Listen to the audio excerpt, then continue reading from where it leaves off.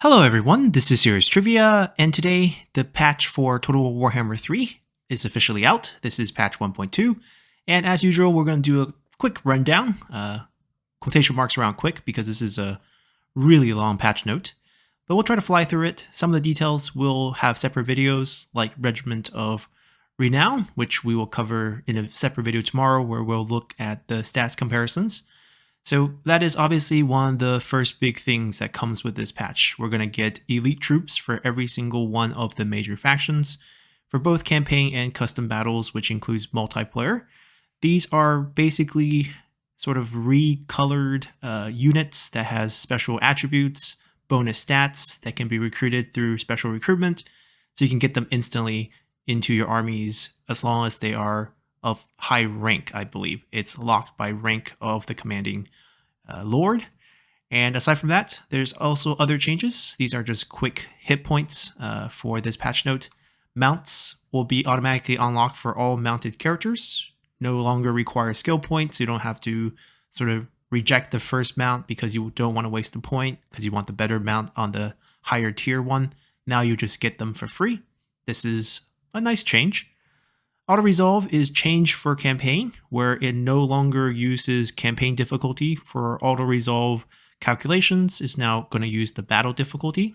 So if you have an easier battle difficulty setting, it's going to get easier for you with auto-resolve. And actually for everyone's going to get easier because battles only goes to very hard, but campaigns go to legendary. So in this case, if you had a legendary campaign, your auto-resolve was calculated using a much more difficult sort of battle calculation than your very hard setting because you'll use the legendary modifiers. So now overall, it should be an improvement for everyone in terms of auto-resolve results in your campaigns. AI improvements with siege battles. So this has to do with the fact that enemy towers can keep popping up. They will now follow the same cooldown mechanic that the players have. This is very lovely, because shooting down those towers is very annoying. And there's also adjustment to anti-player bias. There will still be an anti-player bias if you're considered a major threat. But if you're not a major threat, the AI will be less likely to march their armies across the map to attack you, and certain factions such as the Wood Elves will be given sort of a defensive AI setting where they will be more inclined to defend and develop their home rather than trying to attack the player. There have been a lot of unit responsiveness fixes, and from the initial feedback, this works very well. Your range units will fire when you're switching targets, so you can actually pinpoint targets. In the earlier two versions of the game, 1.0, 1.1, the range units had a terrible time turning and firing. Thus, it was much better off if you just left them to fire well, because if you give them a target, they might end up wasting a lot of time just trying to rotate or moving out of positions, getting them into more trouble than it's worth. Now they're going to respond quite nicely, the way you would imagine when you issue a command. There has been a general technology overhaul. There are buffs for a lot of text for various factions.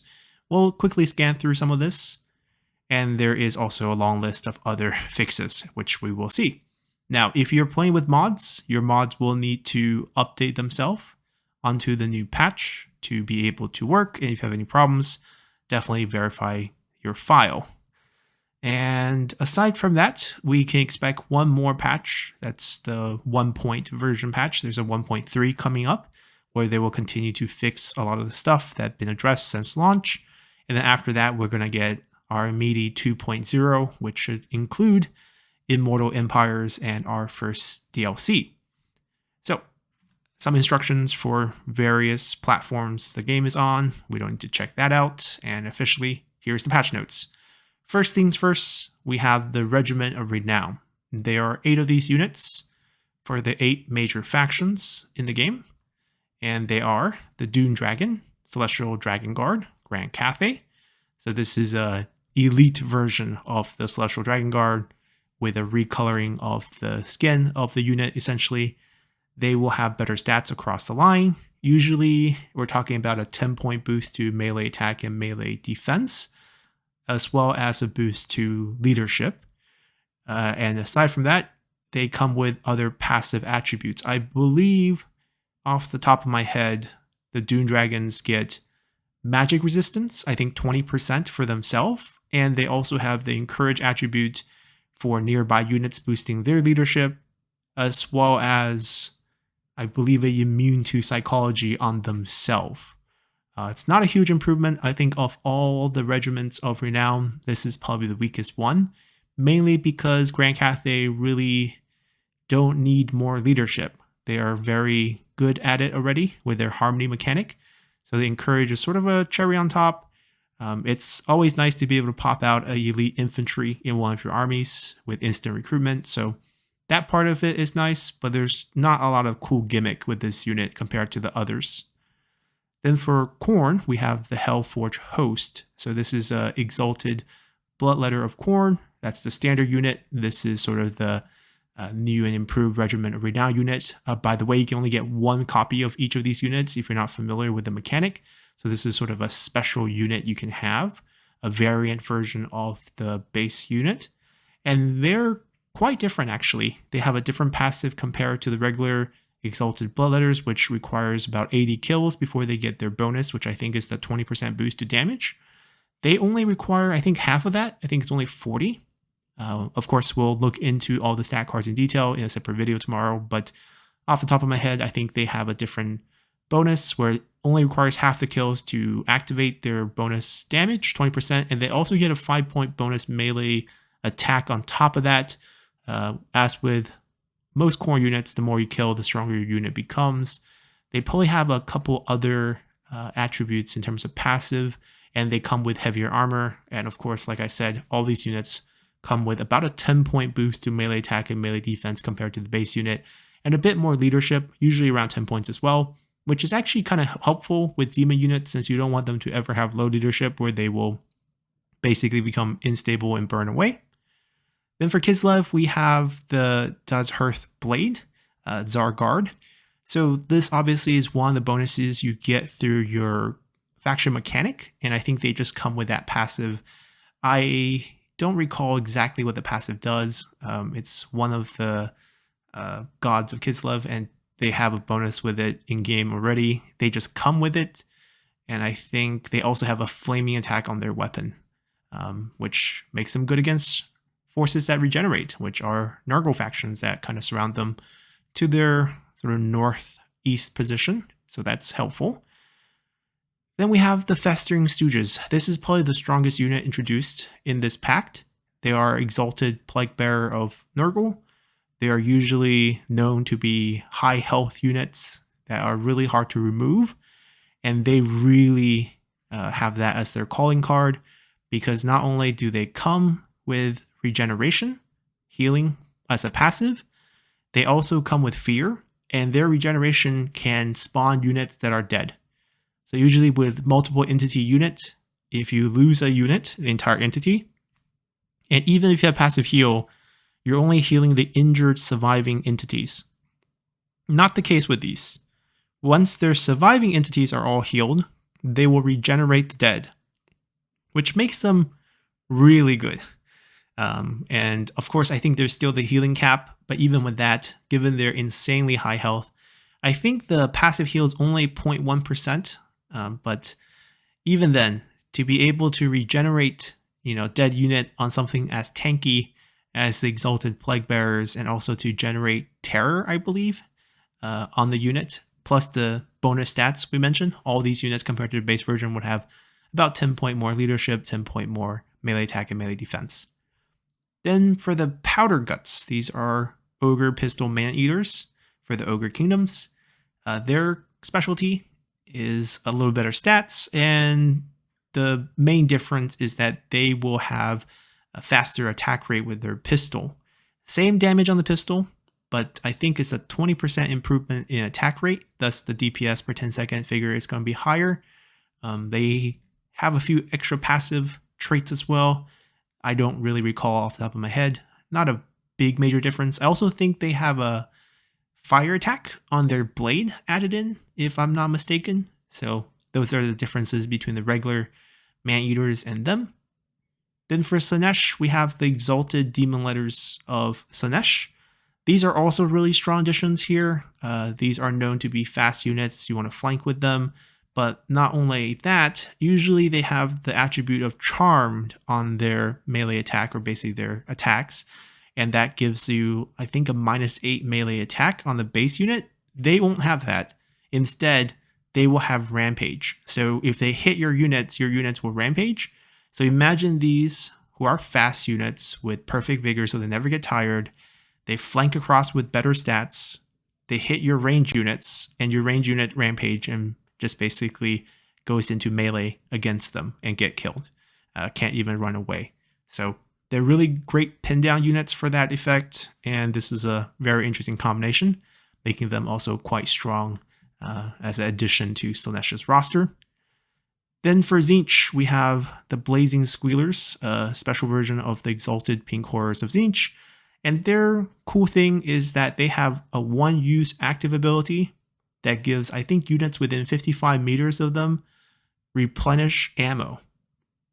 So I think Pink Horrors default 20 ammo in custom battles. In campaign, obviously, you have other mechanics to boost ammo. But in essence, you can have all your range units, doesn't have to be Pink Horrors, any range unit, fire off all their ammo, and then have this special one come in, activate that ability, and everyone gets full ammo again.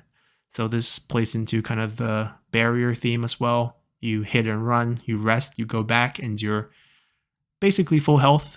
And for these, it's basically you hit and run, you go back into your full ammo. So for siege battles in particular, this can be pretty devastating with your range units firing all their ammo. Then you basically just reload everyone, and you go in and fire again.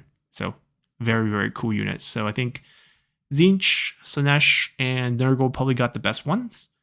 And if you're wondering if you're playing as Legion of Chaos or the Chaos Undivided faction, you can gain access to all 4 of the Chaos Regiment of Renown once your character reaches level 20 in game.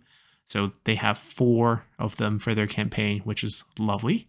Also for multiplayer, because they have all the rosters. Speaking of multiplayer, the leaderboard is going to be reset. Obviously, our channel is not really multiplayer focused, so we won't talk too much about it throughout the patch note. Then for the game, we have some stability fixes, which, basically says the game should work as it should. Not much to add here. Gameplay, right? The main one, which we've already kind of seen. Mount skills are auto unlocked when you reach the required level. It doesn't cost you a skill point. This is nice. Basically, you get to enjoy your low level mounts during that period before you reach your high level mount level without worrying about wasting a skill point. So it's a nice bonus to have.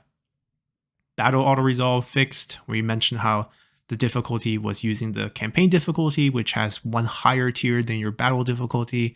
So now it should be better off for you if you're playing max difficulty for both. And they think this should have less punishing outcomes, even though I am pretty sure that auto resolve is still going to have an issue in terms of like what you expect you can do as a player versus what the results are giving you, which I guess makes sense. You kind of have to prove it to the AI. AI behavior, this really has to do with aggression and AI bias. So there's kind of a two-way change here. In terms of anti-player bias, as we mentioned, they're less inclined to send their forces over long distances to attack you if you're not a threat to them, which you can check in diplomacy. And aside from that, AI will actually siege less. They will attack more often. So instead of wasting a lot of time sieging your settlement, they will actually initiate the siege attack more often, which gives you more siege defense battles, which I don't think is a bad thing. But sometimes if you're hoping to send an army to save them, it's probably not going to make it in time now. And we mentioned Wood Elves, so defensive factions would like to defend their capital a bit more. And unit response, this is a big one. And from what I heard, as I mentioned, it seems like it's a lot better, especially with range units trying to rotate basically 180 degrees to fire at someone behind them. That used to be a nightmare with, especially cannons. As we play a lot of Grand Cathay, that often kind of ruined you waste a lot of time essentially before the target can be shot. Might as well not switch targets oftentimes. This is just across the board, including flying units having a hard time. attacking a single entity land unit, not knowing where to land to do the attack. There were delays with range units firing. This is the big fix, aside from rotating in terms of responsiveness, because you really just want your range units to fire someone, switch targets, and if you have a long delay, it makes it less worth it. In particular, with some of the pistol units or gunpowder units, Iron Hail Gunners, armored cuirassiers, they were having a long animation with the transitions between shots, and now they should do better, and that will increase their damage. So those are the changes to responsiveness. They will continue to fix this in the future because it's definitely not perfect. And manual fire, because adjustments have been made to the shortened cooldowns you sometimes feel in manual fire or the first person view shooting for artilleries. It's now going to match your actual cooldowns between reload. They're re-enabling manual fire in multiplayer setting because they disabled it essentially, knowing that there was an exploit where you could shoot, get into your first person view, shoot again, and then shoot basically a lot faster than what you should be capable of. This doesn't really affect campaign. It's a very nice mode. Basically, you can pinpoint target with certain single entity units such as the Sky Junk, and also shoot way over your range if you just aim using a little bit of physics. And then moving on, we have the plagues. Failing to remove properly after changing ownership and losing a afflicted army. So we had suffered quite a bit from plagues in our Grand Cathay campaign. I don't think this actually fixes plagues. It's just that if you have a lord dying, I believe, and you sub someone in, or if you switch some units, they were basically refreshing the plague, and that kind of dooms the army. I don't know what particular fix they have, because I'm pretty sure you still can't swap lords and units. That will still pass on the plague, and also increase the turn timer by an insane amount. But maybe there was a scenario where a lord was dying from the plague, and then when you sub it in, it still carried on the plague as though you swapped the units or something like that. That's my assumption. No longer receive achievements for recruiting greater demon units when playing as Demon Prince. Rather, they must now be recruited when playing as a respective god's faction. That makes sense. So basically, this is just achievements for a certain type of units being recruited. You have to play that faction to get those achievements because they're designed for that faction, rather than playing as a Demon Prince, recruiting all 4 of those units, getting 4 different set of achievements. Then faction balancing, they're done by faction because there's so many changes. Starting with the Demon Prince, there are a couple more changes to the stats. You can see the preview of the changes using all army effects that's in play for the campaign, just more clarity when you do switch parts for him. There's also a change where I believe they took away 10% of the physical resistance from the default head onto the base stat, which matches pretty much all demon units. Physical resistance 20%, and when you switch heads, you still get it on your character instead of just having 10% here and 10% on the first set of heads. So it's a slight buff for later versions of the Demon Prince. Aside from that, there's a couple campaign fixes. Most of these are issues that should work as described, but it didn't. Now it's gonna work as described, hopefully. Skills not applying, so yes, still fixing things that should work but wasn't working. Right, so we don't need to mention what is fixed here. Grand Cathay, there was some changes in 1.1. Yeah, mainly multiplayer fixes with pricing. But the main change here in 1.2 is crane gunners. They're supposedly a lot better now. I'm going to do some testing of them over the weekend and see how I feel about them. In essence, for multiplayer, they're going to be more expensive. For campaign, they're going to be the same price, and they're going to be a lot better in terms of them being able to have piercing damage, higher accuracy, and more damage overall. I think there's a 5-point damage buff on the armor piercing as well. Aside from buffing crane gunners, the really nice change is we're seeing War Compass as a mount or as a unit. They will no longer use Winds of Magic. They will have a bound version of each of the spell that they had before, and it will be for free. You get 2 copies of each, sort of like the items you have in game or sort of like the character abilities you have in game. That way you can actually use them, or else they're just hogging the same Winds of Magic pool and they're not as effective. Now, they did have to change the Celestial Comet spell because it had way too much damage for giving you 2 free copies of it. It's been weakened quite a lot, but as a free spell, I think it's still pretty good. Lastly, they know that the formation attack feature is actually hurting your damage output, and they're looking at how they can fix it in the next patch.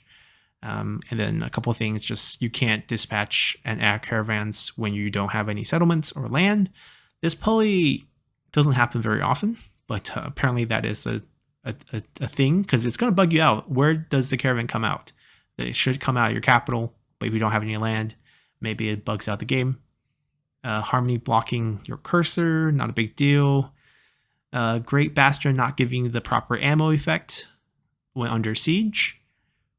Yeah, I mean, if you're holding on only the land inside the Great Bastion, you're actually fighting a bunch of battles at the Great Bastion, maybe. For our campaign, my playstyle, I typically just take the land outside and we never really fight here. Here are the changes. Now, what they're doing with the balancing is if they're buffing a unit for whether it's campaign purposes or multiplayer purposes, the pricing is going to be adjusted for custom battles and multiplayer battles, but not for campaign. So you see all these price changes. Not going to matter if you're a campaign player. If you're a multiplayer player, then maybe pay attention to this. Crane Gunners. Armor piercing damage increased by 5. Projectiles now penetrate infantry targets. This is pretty big.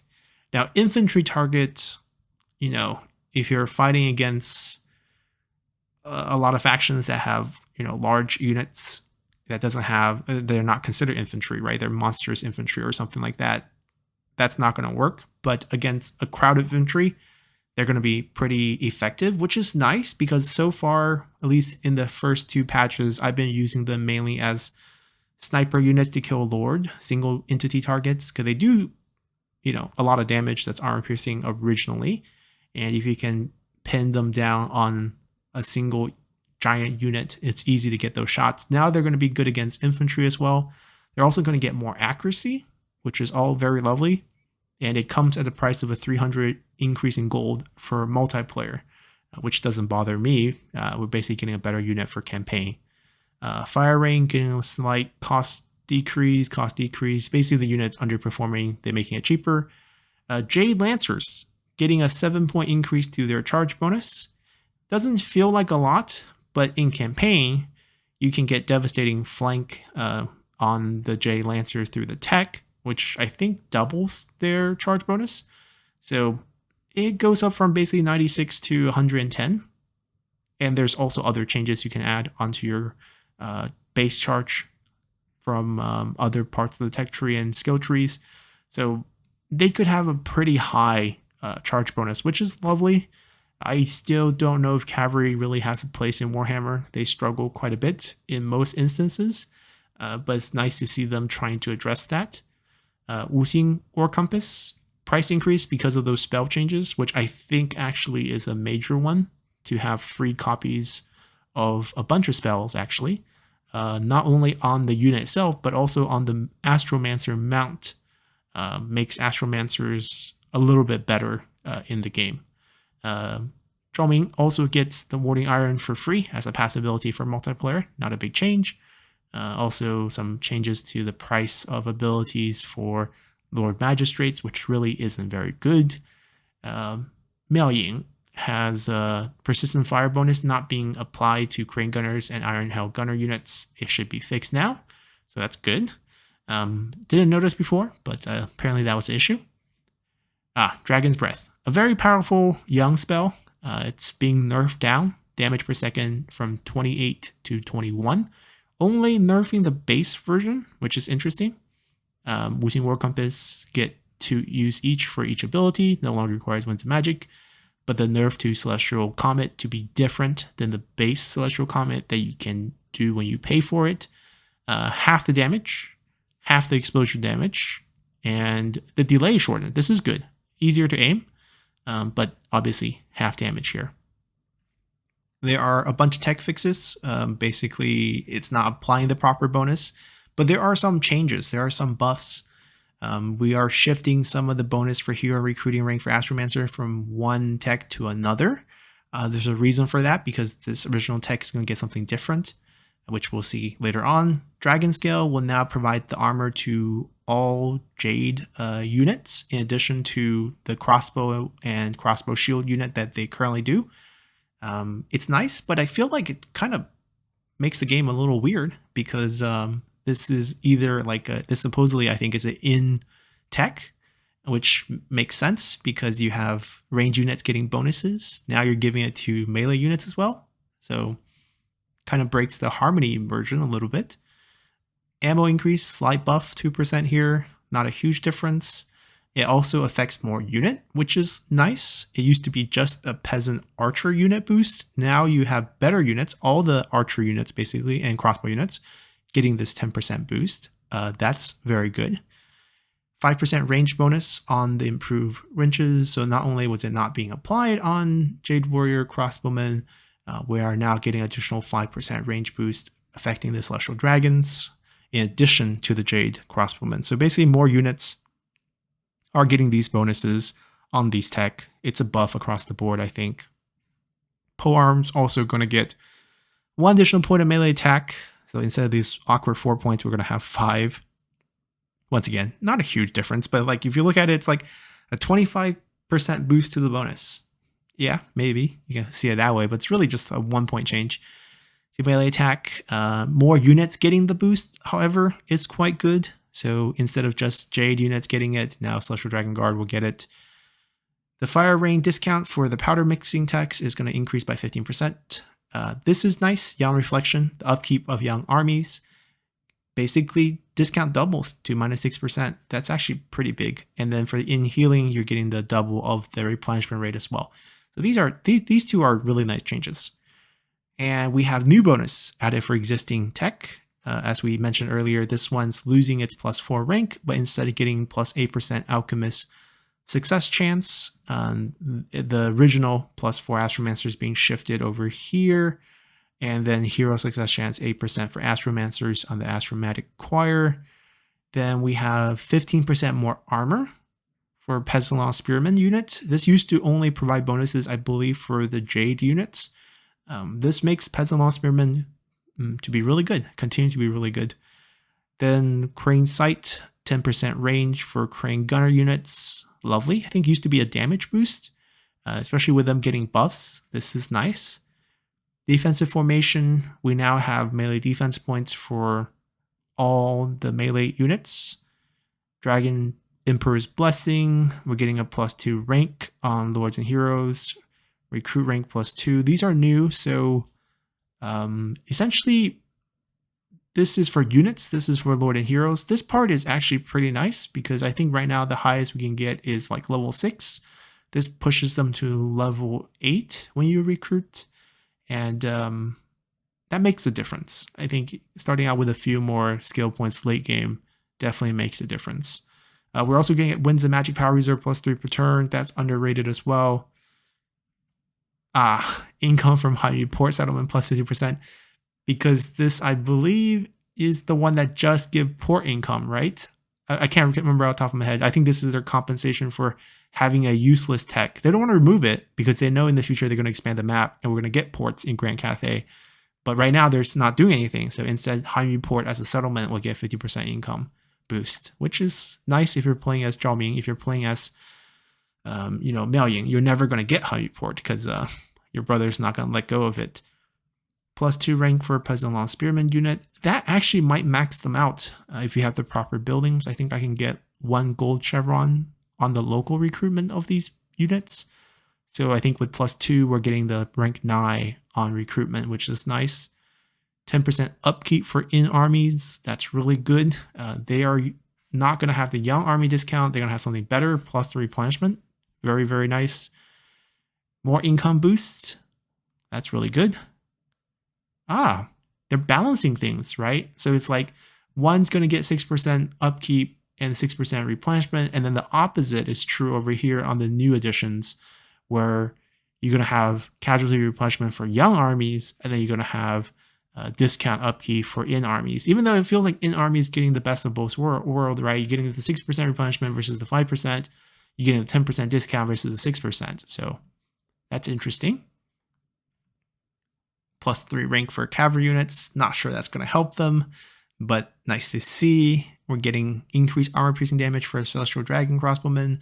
Oh, all the crossbowmen units. It's probably better for the Jade ones because they don't have a lot of armor piercing. Celestial already have a decent amount. Majority of their damage is armor piercing versus these. So that's a nice boost for both of them. Not going to cry about getting 3 more points. Weapon strength +10% for Jade Warriors and Celestial Dragon Guard. Only the polearm ones, which makes sense since this one's called a Nurgle polearm. Powder mixing +3 rank for firing rockets, not a big deal. Right of Yao, another upkeep discount for young armies. I take it back. Young armies is 16% now. That's really good. So they have. This is the one that gives the port income. That one might give the port build -1. I don't know, but we now have 100% income for Hami Port Settlement. What a special place for Zhaoming start. 7% trade, which makes sense since the edict is also one of the commandments, which does the 6% change. This is the tech. This is not the edict for the commandment, but it's nice. More damage for Sky Junk, more ammo for Sky Junk. I like that. 10%, 15% ammo for Grand Cannons. Pretty good. Yao Army's getting 3%. Wow, Yao Army catching up across the board. So they'll end up with 8% replenishment rate increase, and apparently 10% there, and 6% here, 16. Yeah, pretty good. I think the Young Armies just won out after talking about the In Army messing things up here. Oh, look at this. In healing. So on this one that's been buffed, they will also get at the same time. So there's a 3% addition. It's kind of weird, isn't it? Used to be -3% +3%. They buffed this, doubling it to 6, and at the same time, they gave the opposite one at 3% instead of 6%. Right? So if they had this originally added in, then it would have just been like, okay, here for your young army, you get -3% upkeep, you get +3% replenishment. When you get in healing, it's like here you get +3% replenishment, -3% upkeep. But now I guess it gives a bigger bonus for like the theme you're going for, I guess. The upkeep for the young armies get 6, and only the replenishment only get 3. And then for the in armies, you get the +6% replenishment, but only -3% upkeep. But it still feels weird that the numbers are just different. Anyways, a lot of boosts to the tech tree. So a lot of bonuses for your armies, all buffs across the board. Then moving on to Khorne. Seems like they're pretty happy with the balance of Khorne because Scarbrand's mechanic is pretty broken. You can just keep fighting, which is a strong bonus. Continuous movement. You get more out of your armies. You get money from each battle. So it kind of makes sense. You know, you're just at a strong place. But they're still going to change some stuff. There's some issues that they're fixing, which we are not really going to talk about because they're just supposed to work as intended. Bloodthirsters becoming cheaper in multiplayer. I can't believe they're underperforming. They seem like monsters. Cultists, probably because they can summon. I'm not going to make too much comments about multiplayer because I don't really play much of it, so not really going to be authority on that. Increase the mass of Gore Beast by 600. Okay. I think it's because they're mentioning here the bonus from large, so they can be more effectively utilized as chariots. Okay. Melee defense getting a boost, 3 points, 5 points. So basically Gorbeast is getting the most boost here. The other is just cost changes. Pretty big boost of health to skull cannons. Increase the base weapon damage, but also making it cheaper. So they must be really underperforming in multiplayer to get these changes. And they also, okay, that's a different. Skull Crushers, and then nice little cavalry get a 10-point bonus against large. Totem of Endless Bloodletting, increase melee attack by additional 3 points. A couple tech changes as well. Would offer Vanguard deployment to all units in addition to the Striders for the Fleshhound units. Oh, that's a lovely broken aspect of it, but I guess that's fixed now. We're getting across the board changes. So ward save increased by another 4% for Bloodthirsters, missile resistance when attacking from another 4%, 6% increase to missile resistant bonus from this tech, upkeep reduction doubling that. You get a lot more skulls from skull piles, a lot more, 5 times more bonus. Speed bonus doubling. Yeah, it's just a lot of, like, this is going to be the theme. A lot of people mentioned it because as we're getting ready for Immortal Empires, a lot of the previous game factions, especially DLC factions, there's definitely power creep. And it seems like all the tech from the new ones feels so much weaker. So either they have to readjust the balancing for all the old factions or do this across the board buff for everyone. And if they're going to buff one faction, they're going to have to buff all the other ones, or else it's going to be unbalanced for this game as well. So that's kind of what we're seeing here. Basically, stat increases across the board for all tech. You know, it's pretty clear here. And we're not going to spend too much time on it. We're also getting new effects as well. A bonus when fighting against Cathay versus large. I guess this is good against Sentinels. What else is large in Cathay, right? Cavalry, I guess? Are they considered large? The only thing I can think about that's large is the Sentinels. Yeah. Minus 5% upkeep, more armor piercing damage, more upkeep discounting. Basically, they do this, give you, freedom to recruit more armies, essentially. Kislev. All right, so there's sleds. Right, they did some modifications to the light and heavy, I believe, to give them kind of a different feel, because the light was basically outperforming for their cost. Right, invalid options. Because you can give him one of the 3 settlements or add him to your faction. Why would you not add him to your faction, though? I guess some players like to roleplay, but like Boris is really good. Units getting a little bit extra armor. I don't think that's going to make a huge difference for that cavalry unit. Mass reduction for heavy war sled. Wow. I did not expect that. 1,000 decrease too. Armor piercing. They must be doing really good in multiplayer.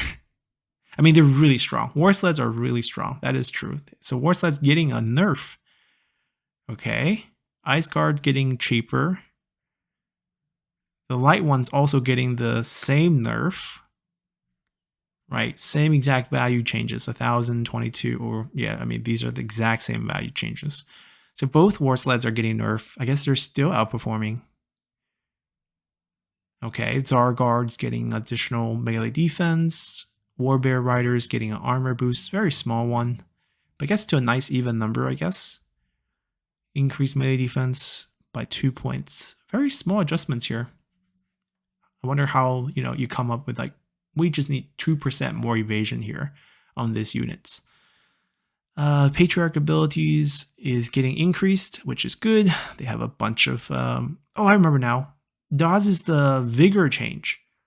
So for the Regiment Renown, I don't know how I remember seeing this, but anyways, the new unit, you can activate the ability to remove all your fatigue. Right? Vigor recovery, 100% vigor recovery. Anyhow.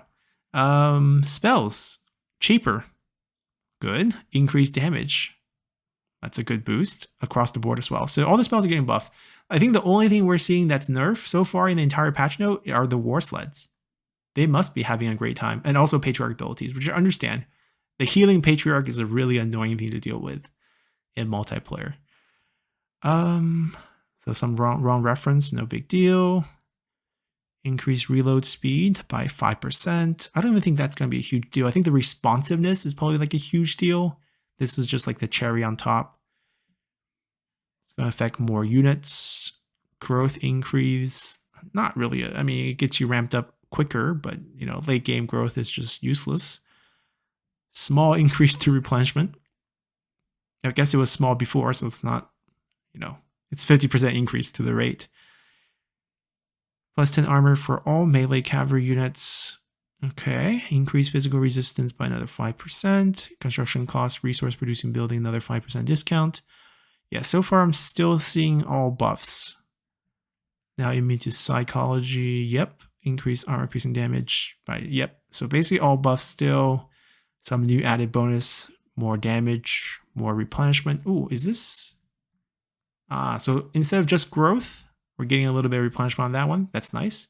And it seems like the one that gives replenishment also get a little bit of growth. So it's like, you know, you get a combined bonus on those. +1 rank, +1 public order. Wait, did they use public order? They didn't use control? Inconsistency of language. But I guess it was called public order in Warhammer 2, I believe. I think only Warhammer 3 uses control. Anyhow, we know what it means. +1, +5% resistance for elemental bears. Construction cost -5%. Global recruitment duration minus all for all units. That's lovely. Global recruitment rank for rank +1. Recruitment cost. Yeah, it's buffs across the board. Nurgle.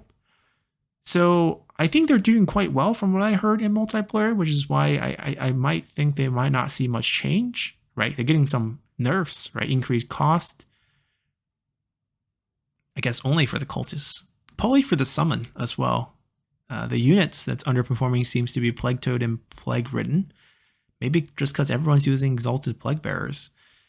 Spells are now treated as ability with one use each, no longer require winds of magic. That's lovely. So I think this is a thing people are kind of, you know, there's not enough winds if you have a lot of different spell users in your army, and it makes them a lot less valuable. But this one in particular is going to be hard to deal with in a campaign because the AI really like to spam these guys. Anyhow. Change from the original function, reduce leadership versus, oh, we have a nerf. We have a nerf in tech. A 1-point nerf in tech. And leadership bonus against Tzeentch. Missile resistance is going up. Ward save. Wow. I don't know what the old one is off the top of my head, but a 7% ward save for their tanky units is not what I'm expecting. Okay, they also get the Rotflies on Nurgle. Okay. Increased ward save. They're becoming tankier. Wow. Increase Lord recruitment rank. Replenishment increased by 5%. Yeah, I think there's a few factions that's quite weak with the replenishment, especially with the Nurgle faction that kind of have the mustering mechanic in essence. So having a little bit of replenishment rate also helps. Increased speed bonus. Additional, so more units get the bonus. Farther reduce up. So still all buffs except for this first one. It's like the one tech nerf we've seen so far. Spell resistance, +12 leadership when fighting against Cathay. +2 recruitment rank for the drones. 10 armor for all Nurgling units. +2 for Beast of Nurgle units. Recruitment rank. Cheaper in mountain climate. Interesting. Corruption in adjacent provinces increase, reduce costs in different climates. Okay. All right. So another big round of buff to the tech overall. They seem to be happy with where ogres are. Where do they hate it? What's the problem, right? I guess Greases was weak. Giants was weak. I mean, there's just better options. I mean, when you have a unit that has like fire on the move with decent stats, a lot of health, that comes really fast, right? Oh, that reminds me. I think the new Maneater Regiment Renown, if I remember correctly when looking at it, they have this cool trait when it's called Adaptive Strategist, I think. It's a passive. When they are losing in combat, in melee combat, they get 24 points of additional melee attack and melee defense as a comeback mechanic. And I think that's super strong, right? They have a faster shooting pistol. When they get into melee, if they get in trouble, they basically boost their hit rate by 24% against you, and then also boost their evasion rate by 24% against you to come back from that, which I think is nuts. But then again, most of the Regiment right now are supposed to be pretty nuts. And then I look at the Grand Cathay one, I'm like, okay, we get encouraged. Big deal. Let's see what else. Cheaper ability cost. Giants get 15% missile resistance. I mean, that's going to help for sure. So basically, you want to get them into melee. They're getting shot out before they get a chance to go into melee. That's the change. Nobbler was too cheap in multiplayer. Probably. 200 is very cheap. Increase armor piercing damage by 50 for Goldtooth. Reducing the cost of his ability in multiplayer. So I guess the only change is the 50-point increase in armor piercing damage. And that's for multiplayer and campaign. Cool. The Hunter's Mount increase. Yeah, Stonehorn is just nuts. Reduced armor piercing damage. Right, this is the nerf. I think their damage profile is 36 base damage and used to be 96 armor piercing. It was very high. Now it's 3668. So it's a quite significant drop of damage here. And they're also going to become more expensive. Offers to the Great Maul can be performed by armies at sea. Over at Tyrant's Crown, increased damage resistance bonus. So get 5% damage resistance for him as well. For his ability. Okay. I mean, it's nice. Tech changes. Is it all buffs across the board? 5% more charge bonus. 5 times more treasury reward from contracts. I think this is probably needed. Contracts weren't paying very much from my memory. Recruitment rank bonus. Weapon strength increase. More damage for Gorgers. Do they really want that? I guess it's not for multiplayer, so it doesn't really matter. It's a pretty insane unit. Diplomatic relations with all factions. I guess it makes sense if you want to play sort of a diplomatic range for Iron Blasters. Do they really need this? I guess it's a text. It's only campaign effect, and only the player really sees this as a change, really. So I guess it's fine. Makes it more fun for your campaign. So that's just change. Seems like they're happy with it. They're only making some tweaks for the new power level of the chariots because they fixed mass. You're no longer using Defender's mass as calculation. You're using your proper mass. And Keeper Secrets, much like the Great Unclean Ones, will get bound scales with single use. Okay. These are just broken things. The chairs are getting, the mount for it, getting cheaper. Okay. The cultists are all going up by 100 across the board. Seems like the summon's a little bit too strong. Small tweak to melee attack, 2% increase basically to hit rate, increased charge bonus by 10 points. Cheaper as well for multiplayer. That makes sense. The mount is one of those lizard thing that has the poison. And Spawn Slaanesh finally will have Sporic Musk, even though it says it on the unit card, but it never had it as part of the melee attack. It does now. Okay, so there's the debuff on the enemy when you hit them. It's nice. Keeper Secrets, the spell change. This is interesting. I mean, like, when you remove units with abilities from using the same pool and also reduce the cost of existing spells, just means you can use a lot more spells in combat, which, is good if you're controlling it. Pleasurable act cost decrease 30%. So they're changing it to something else. I haven't played enough Slaanesh to remember these, so don't know the original one. Small increase, looks like a buff, bonus versus infantry for all the chariots, plus 6 points. Didn't they say they want to adjust the new powers of chariots? I guess you're targeting infantry mainly. That's nice. I mean, they're strong already with the mass change. Rather than affecting 2 units, the tech now benefit all units. Okay, so I don't know what 2 unit in particular it was boosting 10% replenishment. Now all units boost 6, give and take, right? You get 6% on all the other units, but you lose 4% on those 2 existing units. It's still a huge win, I think, across the board. Increase the bonus income for all buildings by 1%. Wow, what a huge increase. Increase for looting by 5%, raising by 5%, new effect. Marauders are going to get Spore Musk. I guess they're going to debuff on a lot of different units. Upkeep decrease up 2%. Okay, not huge changes for Slaanesh. Tzeentch. Oh yeah, because I mean the spells have seen some nerfs.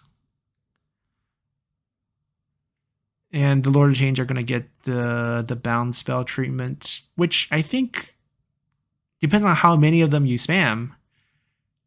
It's probably a buff. And they're trying to boost Screamers. Blue Horror spam getting fixed. Okay, let's see. Okay, it can't be a negative value thing. You can't basically, this was probably like a miscalculating exploit. It's fine. Blue Horrors getting a cost increase, kind of like Nobblers for Ogres. Just the very cheap, effective units getting spammed. Cultists going up, same thing. Screamers are getting an armor boost, getting a health boost. About a 10% health boost, it looks like. That's probably good. I don't play enough Tzeentch to know if that's a huge difference. But it seems to be targeted towards more multiplayer than campaign. So it is what it is. Bound spell, same thing. Change from the original function. Increase. So that's a buff. That's a nerf. A 1% nerf to recruitment cost from a nice even 10% to 9%. These always feels kind of weird. Increased charge bonus by 4 points. Okay. Oh, that's lovely. Having more Winds of Magic is always good. Depends on what the original one is. Don't know off the top of my head. Another weird 1% upkeep bonus decrease. So these two are nerfs, but very, very small nerfs. Added to their existing benefits, we have what? Spread, corruption action. Increased by 1 additional point. Okay. +2 Doom Knight recruitment rank. Missile, armor piercing. So it seems like armor piercing damage getting increased across the board by a lot of different range units so far in this patch note. Passive ability. I think that increases the intensity, which is really nice for a spell casting faction. Spell resistance 40%. Okay. Charmed attack. So as I mentioned, Charmed is -8 melee attack on the enemy unit once you hit them. 5% replenishment rate, which the faction needs.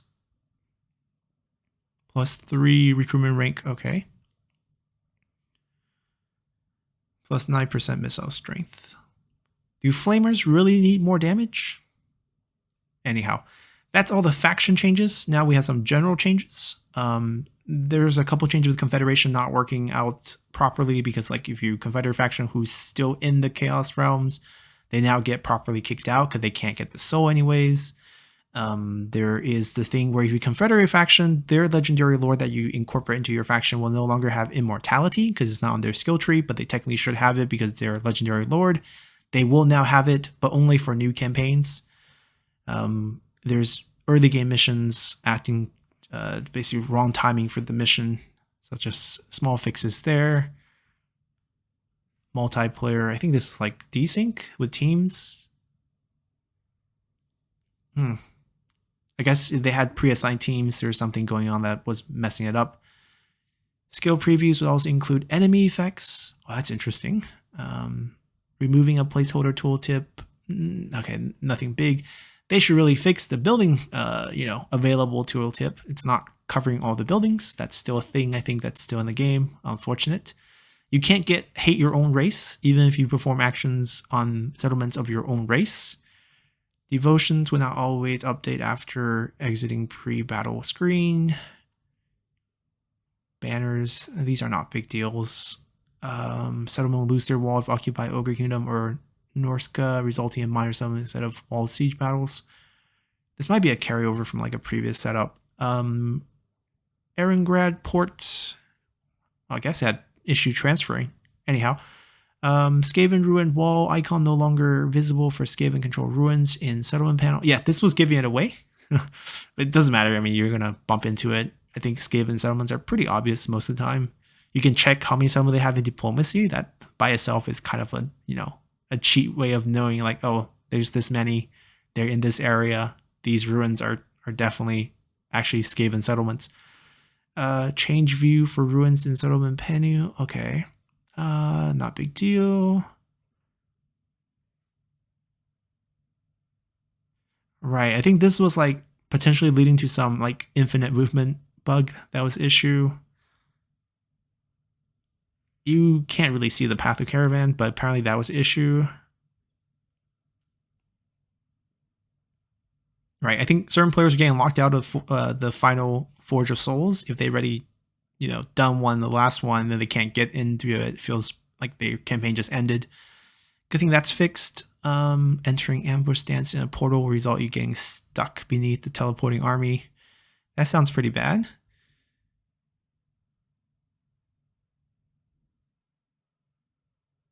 Yes, I have seen this one on someone else showed me this. I never experienced it, but there's a issue if you fight on top of a portal, you can't go to the next ring. Tiny point of interest in Nurgle's realm will fail to trigger survival battle missions. It's basically a bunch of fixes.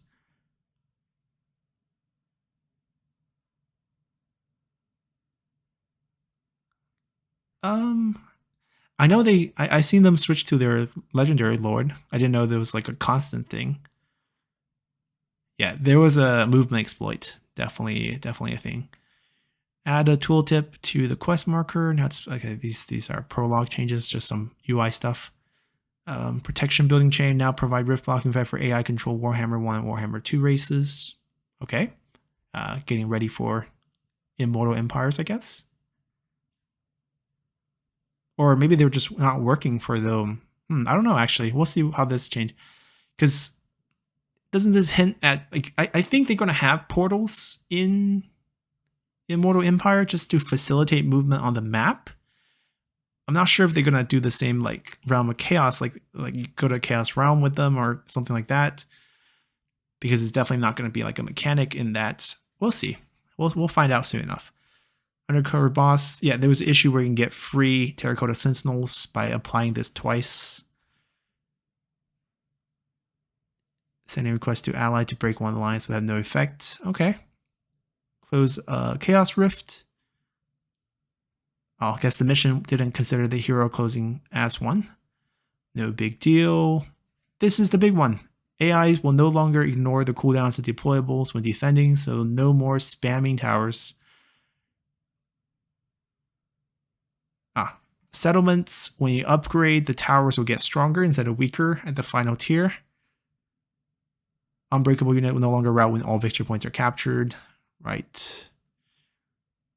They fixed where the reinforcement could come from. The deployment zones coming like from behind your settlements or inside your settlements. Now this was a thing. So basically, like if your artillery was getting destroyed, but you still had like a few left, like if you had 4 grand cannons, one of them gets destroyed, your units get pulled off. You can't reattach, and also even if you could, it lost all its ammo apparently. So now you actually can still recover them once they get pounced on. Preventing Kugoth and Soul Grinders from attacking the walls.